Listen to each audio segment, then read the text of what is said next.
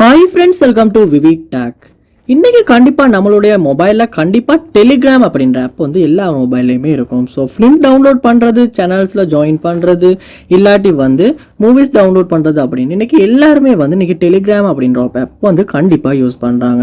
So இந்த டெலிகிராம்ல வந்து நமக்கு வந்து ஒரு யூசர் நேம் வந்து கண்டிப்பா இருக்கும். ஸோ இந்த டெலிகிராம் யூசர் நேம் வச்சு மற்றவங்களால நம்மளை சர்ச் பண்ணி கண்டுபிடிக்க முடியும். ஸோ நம்மளுமே நம்மளுடைய யூசர் நேம் வந்து மற்றவங்கள்ட்ட கொடுத்து நம்மளுடைய சேனல் ஆகட்டும் ஜாயின் பண்ண சொல்லலாம், இல்லாட்டி நமக்கு சாட் பண்ணுறதுக்குமே வந்து அந்த யூசர் நேமை யூஸ் பண்ணலாம்.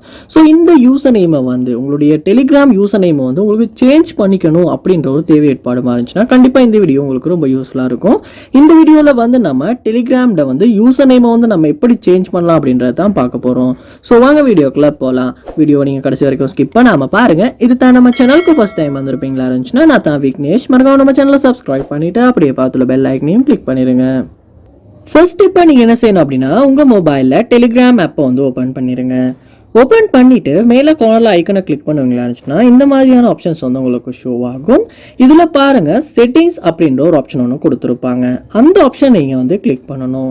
கிளிக் பண்ணணும் இந்த இடத்துல அக்கௌண்ட் அப்படின்றது கீழே உங்களுடைய mobile number, user name, bio வந்து ஷோ ஆகும்.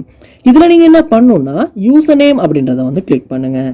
கிளிக் பண்ணோன்னே இந்த மாதிரி யூசர் நேம்ஸ் வந்து உங்களுக்கு ஷோ ஆகும். அதாவது t.me ஸ்லாஷ் ஒன்று கொடுத்து உங்களுக்கு யூசர் நேம் வந்து டைப் பண்ணுற மாதிரி இருக்கும். ஸோ இதில் உங்களுக்கு பிடிச்ச மாதிரியான யூசர் நேமை வந்து உங்களுக்கு டைப் பண்ண முடியும்.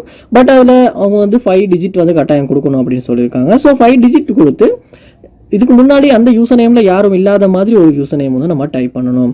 ஸோ நம்ம வந்து இப்போ விக்னேஷ் அப்படின்றத டைப் பண்ணுவோம்.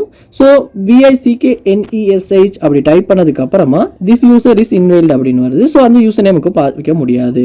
So this user name is already taken அப்படின்னும் வருது. ஸோ அந்த நேமும் பாவிக்க முடியாது.